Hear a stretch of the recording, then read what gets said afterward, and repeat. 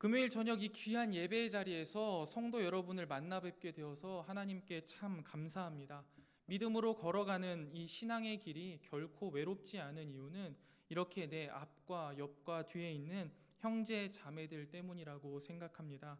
앞으로도 주님 만나는 그날까지 이 시간 이곳에서의 우리의 만남이 계속되기를 바라면서 오늘 말씀을 시작하도록 하겠습니다.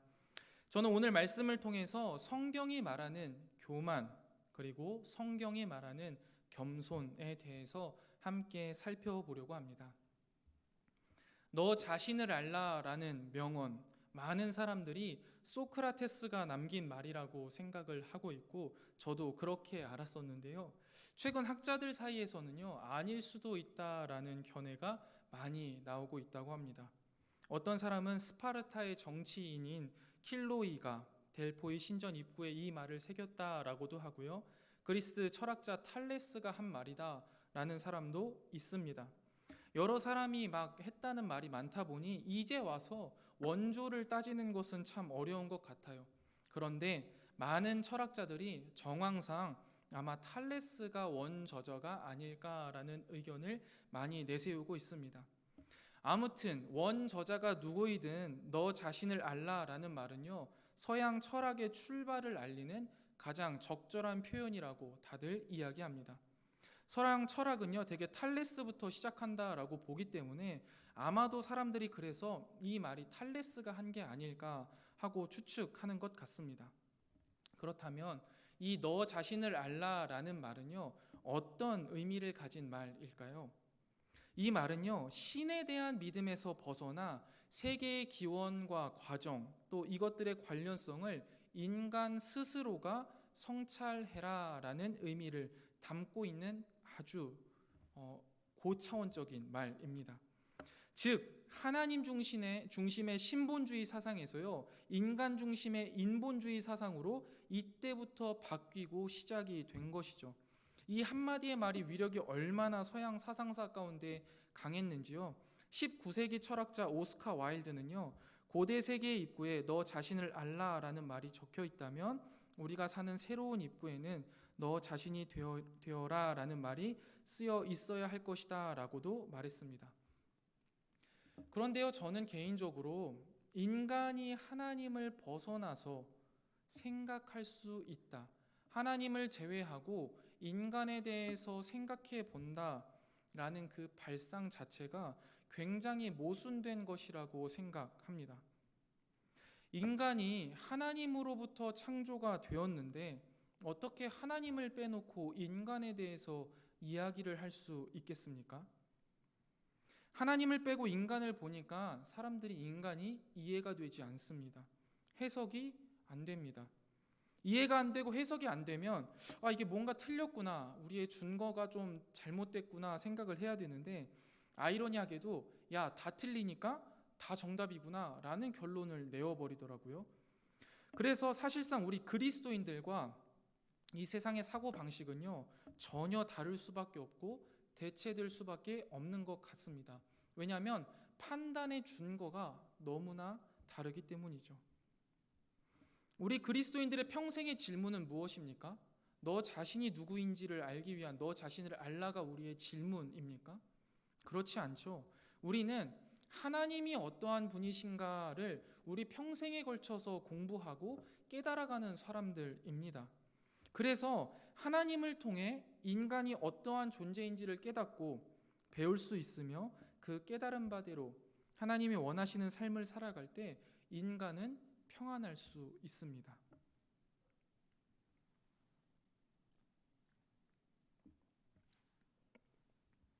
그런데 여러분, 지금 21세기를 최첨단 살아가는 우리 사회가 너 자신을 알라라는 이 명제를 어떻게 받아들이고 있는지 아시나요? 인간이 스스로를 알아가기 위해 몇백 년 자아 성찰을 거친 결과가 무엇이냐면 알 수 없다는 결론에 도달했습니다. 인간은 인간 스스로가 다 알 수 없다. 그리고 각자 생각하는 그 모든 것이 옳다, 서로를 향하여서 틀렸다라고 이야기하지 말자. 이게 바로 포스트 모더니즘입니다. 그리고는 오히려 이 포스트 모더니즘 가운데요, 지독한 회의에 빠져서 더 이상 인간이 무엇이냐, 인간답게 살아가는 게 무엇이냐를 고민하지 않습니다. 그리고 오히려 현실의 삶에 치중해서 살아가기 시작했습니다. 과거의 사람들은요, 미래를 바라보며 살았다면 지금의 사람들은요, 현재를 바라보며 살아갑니다. 지금 당장 내 눈앞에 있는 것들에 집중을 하고 지금 당장의 행복과 지금 당장의 만족을 위해서 살아가는 시대가 되어 버렸습니다. 그러면서 추구하는 가치와 의지하는 대상이 전혀 달라졌는데요. 과거 철학자들이 추구하는 것은 이데아라는 이상향에 대한 동경이었고, 그들이 의지하는 대상은 자신의 이성이었다면, 현재 사람들이 추구하는 것은요, 현실의 만족입니다. 지금 당장의 행복, 그리고 의지하는 대상은 자기 자신, 돈, 명예, 건강 등이 되어버렸습니다. 이로 인해 많은 사람들이 자신의 현실의 만족과 행복을 위해서요, 그 나머지의 것들은요, 모두 사용하는 수단으로 여기게 되었는데요. 이로 인하여서 발생하는 사회적인 문제가 무엇입니까? 바로 지독한 이기주의입니다. 지금 당장 나만 행복하면 되기 때문에 다른 사람들의 사회적인 문제, 다른 사람들의 여러 가지 어려움들은요, 내가 더 이상 신경 쓸 여력이 없습니다. 이유도 없습니다. 그냥 내가 지금 행복하기 위하여서 모든 수단과 방법을 동원해 살아가는 게 이 시대를 살아가는 현대인들의 삶이라는 거죠. 나의 행복을 위해서라면 가족도, 친구도, 교회도 그 어떤 것이라도 수단과 도구로 전락해 버리는 것입니다. 저는 요즘 들어서 뉴스를 보는 일이요, 마치 공포 영화를 보는 것과 같은 느낌을 많이 받습니다. 끔찍한 사건들을 듣게 될까봐 뉴스를 보는 일이 꺼려지기도 합니다. 이 시대가 이토록 끔찍한 일들이 가득한 이유가 무엇인지를 곰곰이 생각해 보면 바로 이 문제의 원인이 바로 너 자신을 알라라는 이 명제로 시작하여서 인간이 하나님에게서부터 벗어나 인간 스스로를 성찰하고 내가 무엇인가 대단한 존재인 양 인간의 위치를 계속해서 높임으로써 약이 되었다라고 생각합니다. 이렇듯 현대 인류 사고의 저변에 깔려 있는 이러한 사고 방식을 바로 오늘 말씀은 교만이라고 말하고 있습니다. 우리가 흔히 교만을요, 잘난 체하거나 뽐내고 건방진 모습이라고 생각하는데요. 성경은요, 조금 더 근본적인 문제를 콕 집어서 교만이라고 이야기하고 있습니다. 정리를 해보면요, 성경이 말하는 교만과 겸손은요, 딱 한 가지 차이입니다. 내 삶의 중심을 어디에 두느냐인 거죠. 내 삶의 중심을 하나님께로 향한 사람은 겸손하다라고 성경은 이야기하고요. 내 삶의 중심이 하나님에게로 향하지 않고 나 자신이나 돈이나 명예 같은 것으로 향한 사람들을 교만한 사람이라고 성경은 말합니다. 오늘 우리가 살펴본 본문 말씀을 보면요, 겸손과 교만에 대해서 이야기하는데 바로 겸손과 교만의 문제는 내 삶의 중심에 따라서 결정되어지고 그로 인하여서 우리의 삶의 결이 바뀌게 됩니다. 오늘 본문 말씀 10절 말씀을 함께 볼 건데요. 한번 10절 말씀을 우리 같이 이 시간 읽도록 하겠습니다. 10절 말씀입니다. 시작.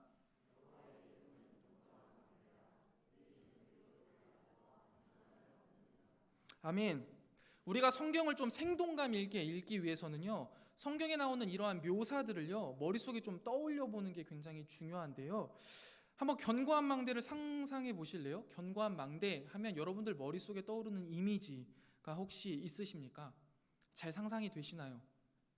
저는 개인적으로요, 이 망대가 뭘까 하면서 머릿속에 잘 떠오르지 않더라고요. 그래서 인터넷을 검색해 봤습니다. 그리고 오늘 금요일 밤에 어울릴 만한 망대 사진을 찾았는데요. 여러분과 함께 보기 위해 가져왔습니다. 멋있죠?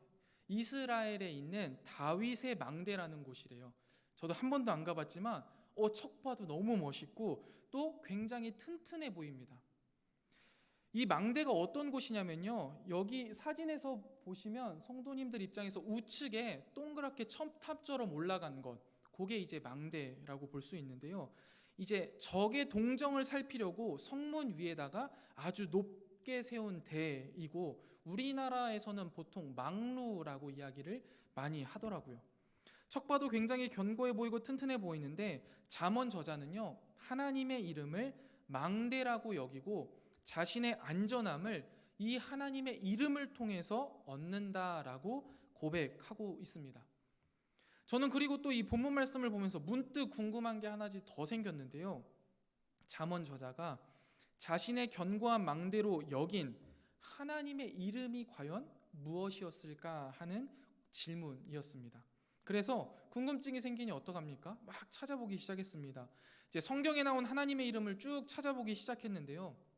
처음에는 잠언의 저자가 어떤 하나님의 이름을 찾았을까 하면서 이제 궁금한 마음에 하나하나 찾기 시작했는데, 이 하나님의 이름을 하나하나 찾을 때마다 마음속에 큰 은혜가 되더라고요. 그래서 여러분에게 성경에 나타난 하나님의 이름들이요, 대략 한 26개 정도 되거든요. 그 중에 구약에 나오는 한 20가지 정도만 간략하게 보여드리려고 합니다. 한번 뒤에 보시면서요, 한번 들어보세요. 그리고 여러분들은 몇 개나 알고 계신지 한번 보시면 좋을 것 같습니다. 첫 번째, 야훼, 우리 너무나 잘 알고 있는 이제 하나님의 이름이죠. 보통 이제 명칭으로 고유한 하나님의 이름을 쓸 때 많이 쓰는 단어입니다. 성경에는요, 한 6,000번 정도 쓰였어요. 그러니까 대부분 이제 하나님이라고 번역된 단어는 거의 아마 야훼일 것이다라고 생각하시면 될 정도입니다.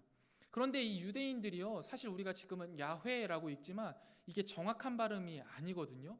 히브리어 같은 경우에는요, 자음만 쓰여져 있어요. 그래서 모음은 이제 스스로 붙여야 되는데, 이 이스라엘 사람들이 레위기 24장 16절에 보면 여호와의 이름을 회방하면 그를 반드시 죽일지니라 라는 이런 말씀 때문에 함부로 이제 여호와의 이름을 부르지 않았거든요. 그런데 이제 막 포로로도 끌려가고 막 세월도 흐르고 이러다 보니까 이 사람들이 발음하는 방법을 까먹었어요. 그래서 그냥 아마 이거이겠거니 하면서 우리가 발음하는 게 야훼예요. 아무튼 하나님의 고유 명칭 야훼가 있고, 우리가 많이 들어본 여호와 이레라는 게 있죠. 여호와께서 준비하신다. 아브라함이 이삭을 바칠 때 이제 하나님께서 그들에게 말씀해 주셨던 이름이고요. 여호와 니시가 또 있습니다. 여호와는 나의 깃발이시다. 이제 모세가 아말렉과의 전투에서 승리하고 나서 하나님은 나의 깃발이십니다 하면서 불렀고, 여호와 샬롬, 여호와는 평강이시다. 우리가 사사기 말씀 볼 때 기드온이 여호와의 사자로부터 사명을 받고 나서 이제 했던 하나님의 이름입니다. 뭐 여호와 사바오트 뒤에 이렇게 쭉쭉쭉쭉쭉 있는데요. 처음 보는 하나님의 이름 굉장히 많으시죠. 이게 또 다음 페이지 한번 넘겨주실래요? 다음 페이지는요, 더 이제 못 봤던 것들이 많이 있습니다. 뭐 여호와는 거기 계시다, 엘로이 감찰하시는 전능자, 뭐 엘샤다이 모든 것을 충족케 하시는 하나님, 이렇게 하나님의 이름이 정말 정말 많은데요, 우리가 참 잘 몰랐던 것 같습니다. 조금 죄송스럽기도 하고 아니면 또 은혜가 되기도 하는데요. 그런데 여러분, 우리가 이렇게 다양한 하나님의 이름은 정확하게는 몰랐지만 하나님이 이러한 하나님이시다라는 사실을 알고 그 하나님 앞에 기도했던 적 생각나시나요? 너무나 아프고 힘이 들어서 치료의 하나님께 기도할 때 여호와 라파를 부르짖었던 거고, 이 세상에서 나 혼자인 것 같아 너무 외로워서 하나님 앞에 기도할 때는 여호와 삼마를 찾았던 거고, 내 앞날이 너무나 캄캄해서 보이지 않을 때 나의 미래와 내 앞길을 준비해 달라고 기도하면서 여호와 이레의 주님을 기대하며 기도했었습니다. 이렇듯 우리가 하나님의 이름을 아는 것은요, 우리가 그 하나님의 능력을 알고 그 하나님께 피할 수 있음을 의미합니다. 그래서 우리는 하나님의 이름을 알아야 하는 것이죠. 나에 대해서 알아봤자 아무런 소용이 없어요. 인간은 인간에 대해서 알아가면 알아갈수록 후회와 회의만 가득할 뿐인데요, 하나님의 이름은 알아가면 알아갈수록 나의 상황 가운데 적재적소에서 그 하나님을 부르며 하나님께 기도할 수 있습니다. 여러분, 그렇다면 어떻게 하면 이 하나님의 이름을 알 수 있을까요? 맞습니다. 성경 말씀밖에는 답이 없습니다. 성경을 통해서 끊임없이 하나님의 이름에 대해서, 하나님에 대해서 알아가는 저와 여러분이 되시기를 축원드립니다. 그래서 우리의 삶 속에 수많은 문제들 가운데 하나님의 이름이 우리의 유일한 망대가 되어서 우리의 삶을 평안하고 안전하게 지켜주시기를 주님의 이름으로 축원드립니다. 그런데 여러분, 여기에서 문제가 하나 있습니다. 그 망대이신 여호와 하나님이 눈에 보이질 않습니다. 여기서 혹시 하나님을 눈으로 보신 분 계실까요? 많은 성도들이요, 위기와 문제를 마주하였을 때 여호와 하나님을 의지해야 한다는 사실 잘 알고 있습니다. 그래서 위기 상황 가운데 여호와를 의지하려고 하는데 보이지가 않습니다. 지난주 금요기도의 본문만 봐도 그렇지 않습니까?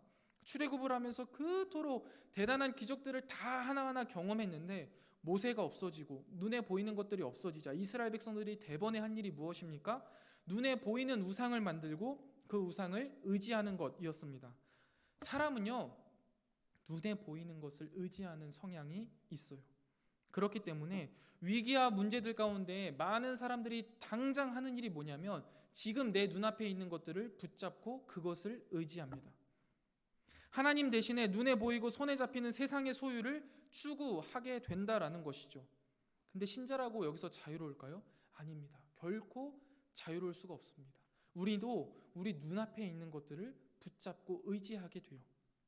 그래서 오늘 본문을 우리 삶에 실제로 적용하는 문제는요, 결코 쉬운 문제가 아니라는 겁니다. 그러나 여러분, 반대로요, 하나님과 반대로 이 재물이라는 것은요, 이 땅에서 경험하는 실존이잖아요.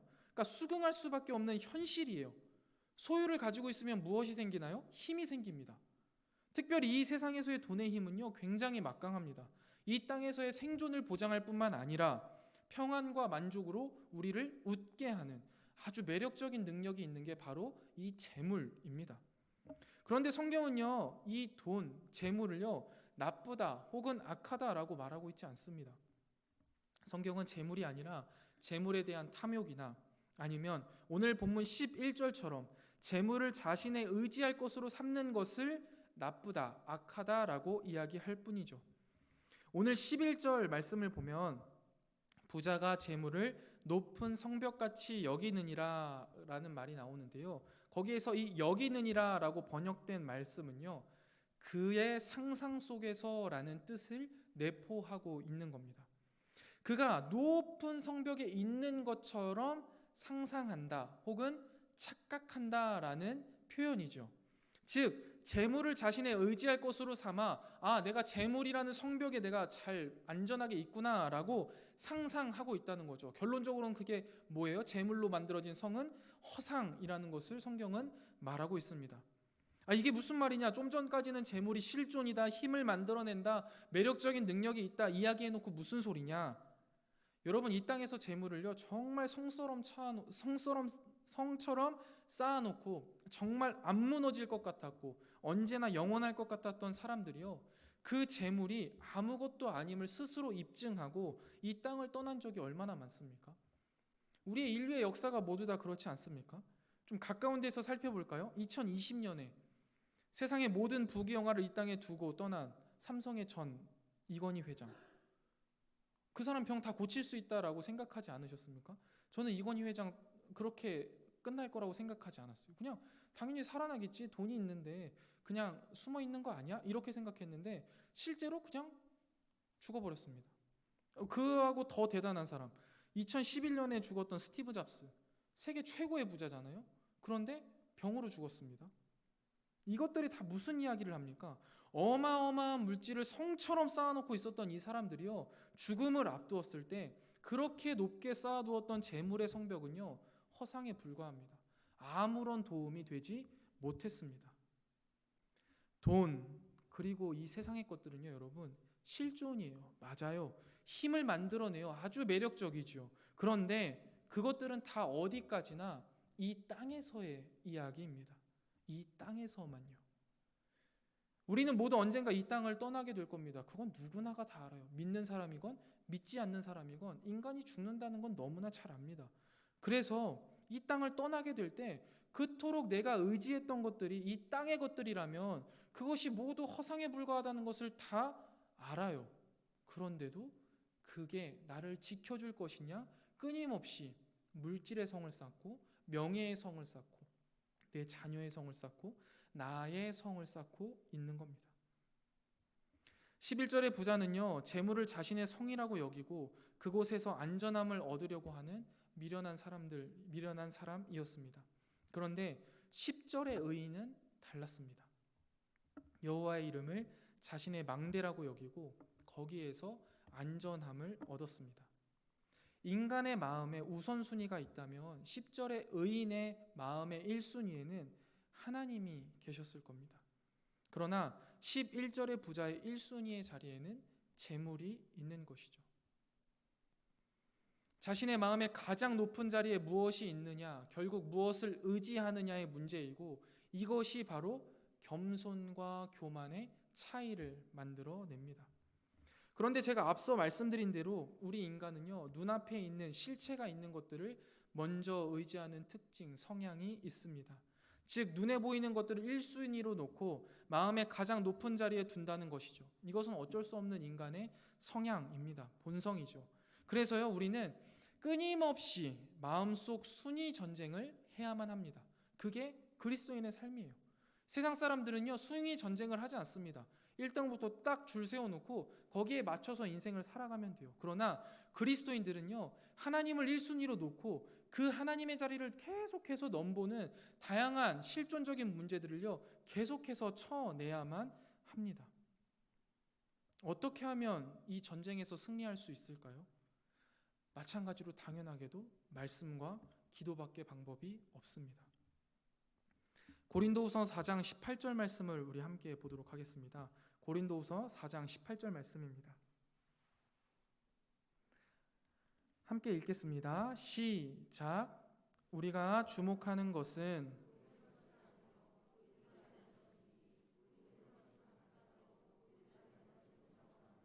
아멘.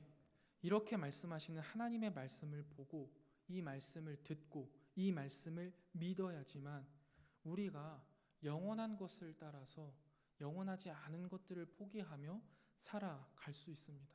그러면서 기도해야 돼요. 하나님, 영원하지 않은 것들을 버리려고 하는데 너무나 두렵습니다. 나에게 힘과 용기를 더해주세요. 이 기도, 이 두 가지가 함께 되지 않으면 우리는 이 우선순위의 싸움에서요, 늘 지는 겁니다. 늘 항상 하나님이 1등이셔야 되는데 거기에 물질이 낄 때가 있고 내 자녀가 낄 때가 있고 내 건강이 낄 때가 있고 자꾸만 이 순위가 막 뒤바뀌기 시작하는 겁니다. 그러면 내 마음이 혼돈스럽고 그 혼돈스러운 마음을 우리가 두려움으로 느끼기도 하고 공허함으로 느끼기도 하고 우울감이나 권태감으로 느끼기도 하는 겁니다. 하나님께서는요, 분명히 말씀하십니다. 믿음은 바라는 것들의 실상이요 보이지 않는 것들의 증거라. 우리가 이런 하나님의 말씀을 기억하면서 눈에 보이지 않지만 영원하고 더욱 중요한 것들을 마치 눈에 보이는 것처럼 살아내는 믿음의 사람들이 다 되기를 주님의 이름으로 축원드립니다. 그런데 여기서 또 중요한 게 뭐냐면요, 이 부자의 마음속을요 조금 더 자세히 한번 살펴보면 그의 마음속 1순위가 무엇이었죠? 재물이잖아요. 근데 재물인 것 같지만요, 사실 그 내면을 조금 더 깊숙이 자세히 들어가 보면 그 1순위는 재물이 아닙니다. 무엇일까요? 자기 자신입니다. 돈으로 성을 쌓고 돈이 나를 보호해 주기를 바라는 마음이니까 결국에는요, 돈이 우상은 아니에요. 뭐가 우상이에요? 내가 우상인 사람인 겁니다. 내가 1등이에요.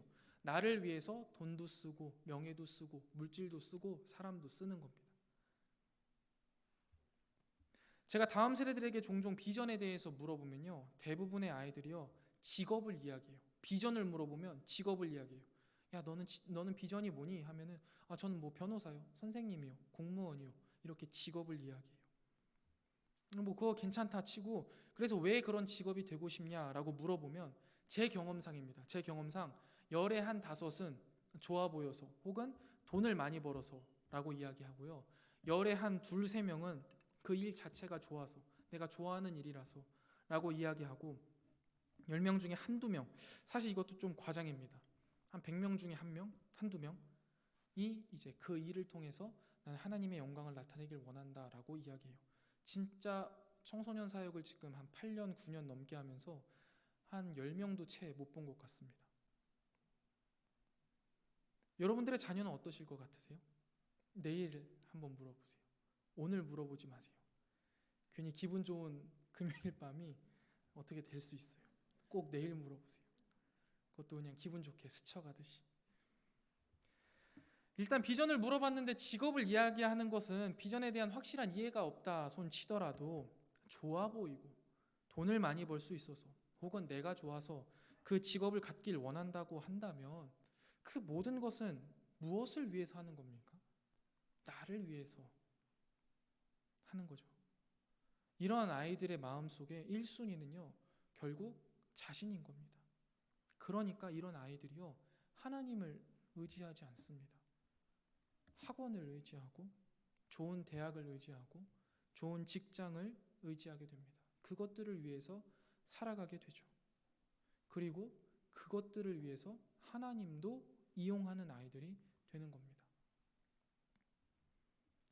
오늘 본문 말씀 12절에 나오는 교만이라는 단어는요 성경에서 교만이라는 단어로 해석되기도 하지만 대부분 더 많은 경우에는요 높이다, 높아지다라는 뜻으로 사용되었던 단어입니다. 마음속 순위에서 자기 자신을 가장 높이는 것, 그게 교만이라는 것이죠. 사랑하는 성문교회 성도 여러분, 지금 여러분의 삶 가운데 무엇이 가장 높아져 있습니까? 무엇을 여러분들은 제일 관심 갖게 주의 깊게 살펴보고 계시고 그것을 위하여서 많은 시간과 물질과 열정을 투자하십니까? 11절의 부자처럼 혹시 나 자신은 아닙니까? 아니면 내 자녀? 내 마음속에 가장 높은 자리에 하나님이 아니라 그 다른 무엇인가가 있다면 그것이 성경이 말하는 교만입니다.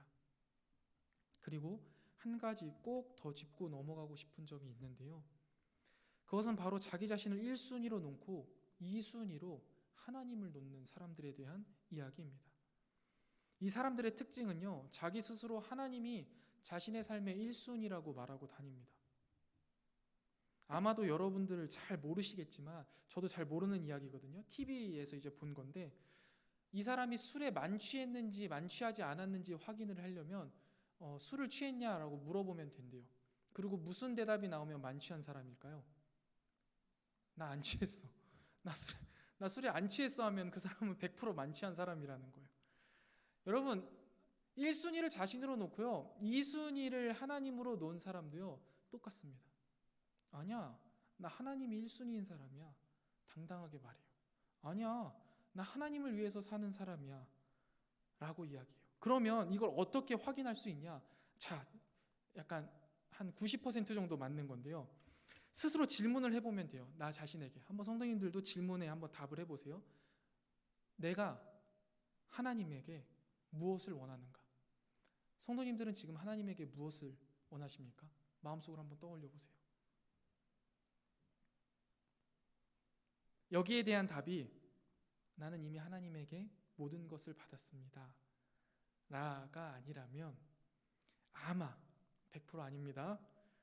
자신을 1순위로 놓은 사람일 가능성이 굉장히 높습니다. 저는 이런 식으로 항상 제 마음을 좀 점검하는 편이거든요. 하나님 나 지금 뭐가 필요한데요? 주님 지금 상황이 너무 어려워서 뭘 좀 해주셔야겠는데요? 주님 나에게 이게 정말 필요합니다 라고 자꾸만 내 마음속에서 하나님에게 하나님이 아닌 하나님을 사랑하는 게 아닌 다른 무언가의 요구가 계속 나온다면 나는 아마도 하나님을 2순위로 놓고 나를 위하여서 하나님을 이용하고 있는 사람일 가능성이 높습니다. 그래서 우리는 늘 우리의 마음을 점검해야만 하는 겁니다. 그저 하나님이 1순위인 사람은요 하나님이 나에게 무엇인가를 더 해주실 필요가 없고 해주실 것도 없습니다. 왜요? 그저 내가 하나님의 자녀로 하나님의 뜻대로 살아갈 수 있음이 그리고 지금 살아내고 있음이 너무나 큰 행복이요 만족이기 때문에 크게 무엇인가를 하나님 앞에 더 요구할 게 없는 겁니다. 계속해서 오늘 본문 말씀 12절을 보면요 사람의 마음의 교만은 멸망의 선봉이라 라고 이야기해요. 교만하면 멸망할 수밖에 없는 거예요. 이건 당연한 자명한 사실이죠. 왜 그럴까요? 교만하면 절대로 하나님을 섬길 수 없으니까요. 1순위에 하나님이 없는 게 교만인데 어떻게 교만한 사람이 하나님을 섬길 수 있겠습니까? 하나님을 섬길 수가 없죠. 그러면 당연히 멸망할 수밖에 없는 겁니다. 그러나 반대로 의인은 어떻습니까? 위기와 어려움의 상황 가운데에 다른 일을 하지 않아요. 다른 도움을 구하지 않아요. 오히려 견고한 망대가 되어주시는 하나님에게로 피해요. 이건 무슨 말이냐면 하나님에게로 더욱더 가까이 간다는 거예요. 다른 일체 행동은 하지 않고요. 어떻게 보면요, 여러분, 굉장히 유약해 보입니다. 굉장히 능력이 없어 보여요. 그런데 성경은 이것이 겸손이요, 이것이 지혜다라고 말합니다. 이 모습이 의인이 마음의 1순위가 여호와 하나님이심을 보여주는 가장 강력한 증거라는 거죠. 그래서 우리를 한번 다시 살펴보면 돼요. 우리 삶 가운데 그리스도인으로서 살아가는데 여러 가지 어려움들이 직면할 때가 있잖아요. 그때 어떻게 해야 할까요? 이 위기를 사람으로, 돈으로, 아니면 나의 어떠한 힘으로 해결하려고 하는 것이 아니라 잠잠히 그 상황 가운데 있으며 오히려 주님께로 가까이 가기 위해 더욱더 기도하고 더욱더 하나님의 말씀을 묵상하는 것, 그게 겸손한 자요, 그게 지혜로운 자라는 겁니다.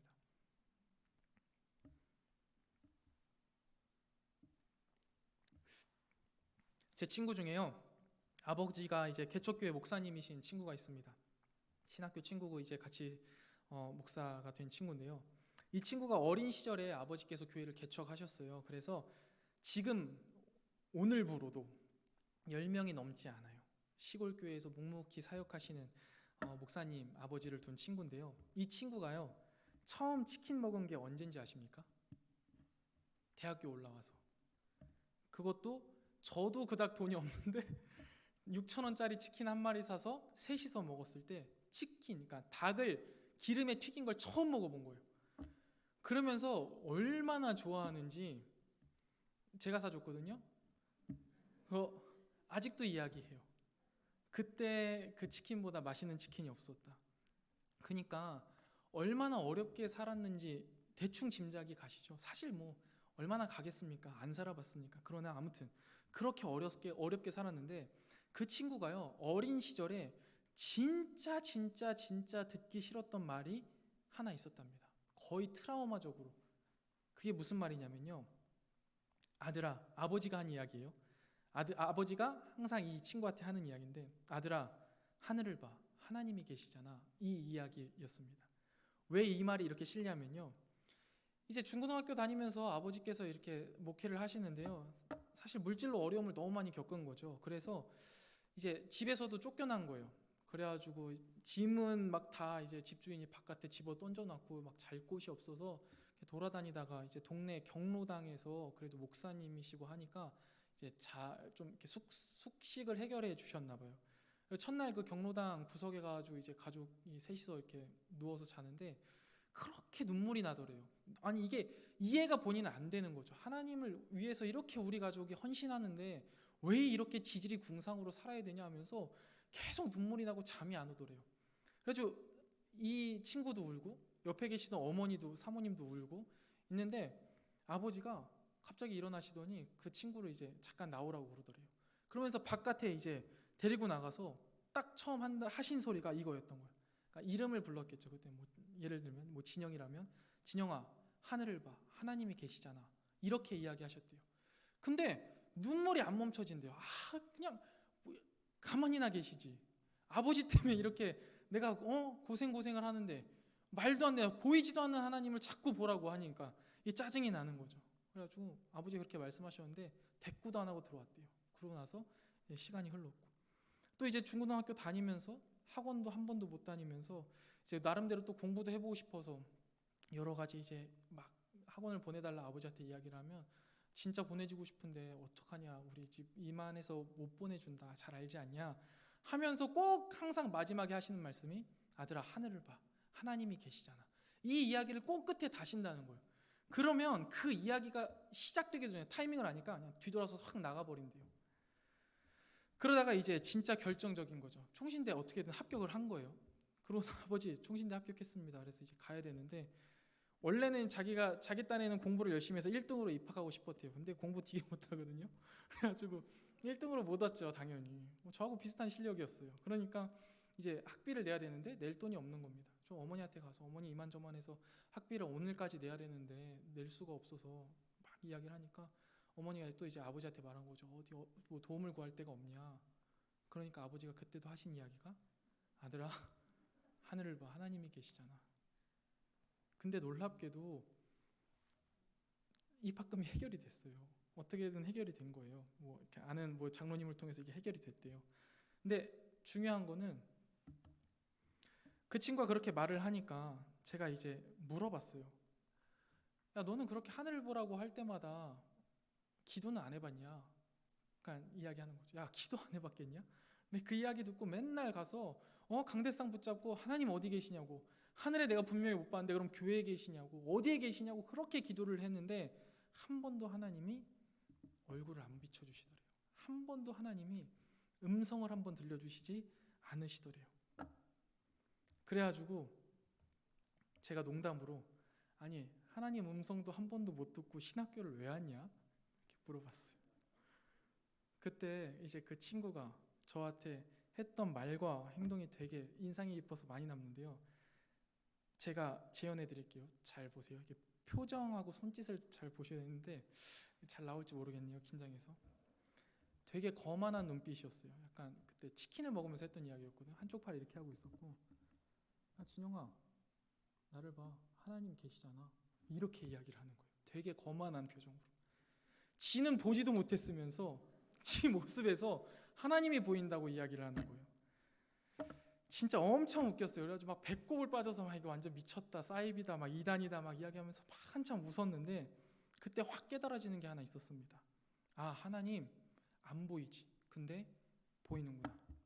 하나님이 진짜 눈에 보이지도 않고 하나님의 도움은 지금 당장 눈에 보이지도 않지만 진짜 우리가 하나님에게로 피할 때 그 하나님이 보이는구나, 하나님의 손이 보이는구나 하는 것을 깨달을 수 있었습니다. 하나님에게로 피할 때 우리는 하나님을 보게 되고 하나님을 얻게 되고 안전함을 얻게 된다는 사실을요, 그 친구의 이야기를 통해서 깨닫게 되었어요. 사랑하는 성문교회 성도 여러분, 말씀을 이제 정리하려고 합니다. 좀 분주하게 너무나 큰 범위로 들어온 것 같긴 한데요, 한번 말씀을 잘 정리해 보도록 하겠습니다. 오늘 본문 10절 말씀을 보면요, 거기에 안전함이라는 단어가 하나 보이실 겁니다. 그 안전함으로 번역된 단어는요, 놀랍게도 높이다라는 의미가 훨씬 많은 단어입니다. 그래서 원문의 뉘앙스를 그대로 살려서 해석하게 되면 여호와의 이름은 견고한 망대라, 의인은 그리로 달려가서 높임을 얻느니라 라고 해석이 될 수 있습니다. 무슨 말이냐면요, 온갖 어려움과 두려움 속에도 망대가 되시는 하나님께 피하는 자는 안전함을 얻을 뿐만 아니라 의도하지 않았던 높임을 얻을 수 있다라는 것이죠. 이 놀라운 신비를요, 우리 성문교회 성도 여러분들이 꼭 기억하셨으면 좋겠습니다. 나 자신 스스로가 높아지려고 교만하여서 아무리 애를 쓰고 재력을 모으고 명예를 모으고 건강을 모아서 성을 쌓아도 그 성은요, 허상에 불과한 성인데요, 그리고 그 교만함으로 인하여서 결국에 멸망하게 되지만 오히려 나를 낮추고 나는 아무것도 할 수 없습니다, 나는 무기력합니다, 유약합니다, 그래서 겸손히 하나님께 피합니다 하며 주님께 피할 때 안전함이 담보될 뿐만 아니라 영원한 존귀함까지도 누리게 된다는 이 놀라운 신비를 꼭 기억하셔야 합니다. 그래야지만 우리의 여러 가지 삶 속에서 누리는 그 은혜와 그 풍족함이 하나님께로부터 옴을 우리가 기억하고 어려울 때, 힘들 때, 슬플 때, 낙심될 때 아무것도 붙잡지 않고 하나님께로 피할 수 있는 겁니다. 이 놀라운 신비를 기억하며 우리 삶에서 가장 우선순위를 하나님으로 두고 하나님을 바라보며 아무리 어렵고 힘든 고난이 찾아오더라도 겸손히 주님만을 의지하며 주님께 피하여 안전함과 존귀함을 모두 얻는 지혜로운 저와 여러분이 되시기를 주님의 이름으로 축원드립니다.